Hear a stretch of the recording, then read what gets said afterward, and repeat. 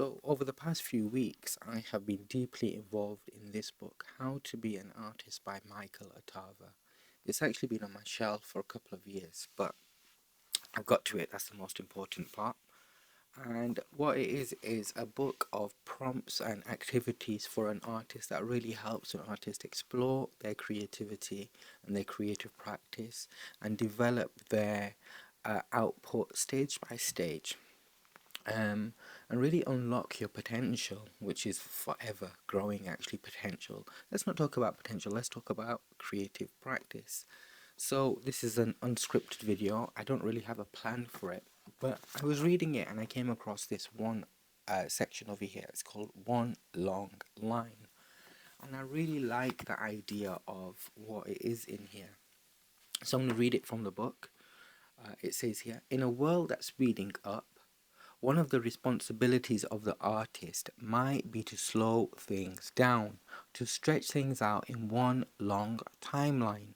One of the simplest and most effective techniques is to slow something down. How do we do this? We make it long, we make it longer, and make it even longer still. It says it's a wonderful means of generating new material. I like that idea, to have a thought and to stretch it out and to push it as far as it can go to almost generate new material. It says here, stretch it out may mean pushing it until it reaches breaking point, until endurance becomes unbearable. Whether that means for the artist or for the artwork, I'm unsure. But until endurance becomes unbearable, and until every detail becomes visible. I really like that because it resonated with me a lot in my own creative practice, which is as a writer. Um, I have had an outlook for the last few years, an aesthetic outlook, which is akin to minimalism. And what I'm doing with my a lot of my work, which is I write short stories and I write poems. Occasionally, I write critical commentaries and essays and things, but really, I am a fiction writer. And what I'm trying to do with my output is minimalize any unnecessary details, and so that means a lot of my creative practice is in the editing.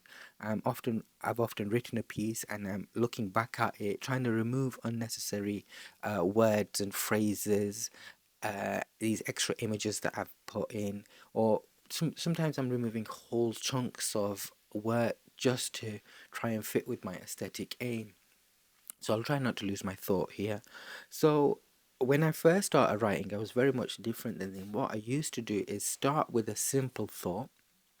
Say, my house has 4 bedrooms, and then I would try to add things into this. My house had 4 bedrooms. It had 3 bedrooms and a master bedroom. It has 3 yellow bedrooms. Each bedroom has. Sorry, I'm losing track of my thought. What I'm trying to say is that I used to stretch this idea out. So I used to add extra adjectives and adverbs into the sentences. I used to add similes into the sentences, maybe try and transfer them into metaphors. I would try to reform sentences and make them as fancy as I possibly could. This did change when I became a poet, though, and I realized, oh, I've got a lot of fluff and fat in my writing. I need to trim it down. Anyway, I am losing trail of my thought again.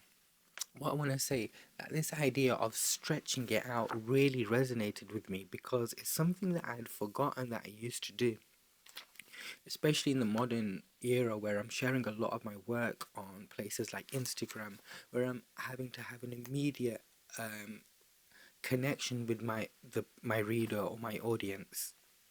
So if I'm not capturing them within the first 3 milliseconds, they're not going to read the rest of my work. And a lot of the work that I create is only a couple of lines or a few lines or a few words, just because I know that people don't have an attention span for that.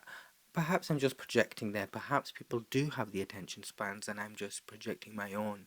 But I think this idea is not for the audience. This is for the artist to really understand what their artwork is and what their creative practice is and who they are as an artist.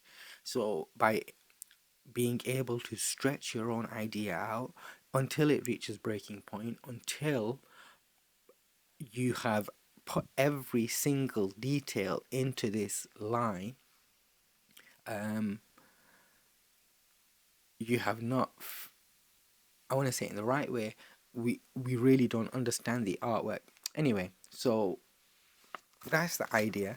So what I'm going to suggest for myself and for anybody watching this video is to take your current work in progress, whatever it may be, and try to write it in a simple line, write it into a single line, then make that line longer, and then make that line even longer.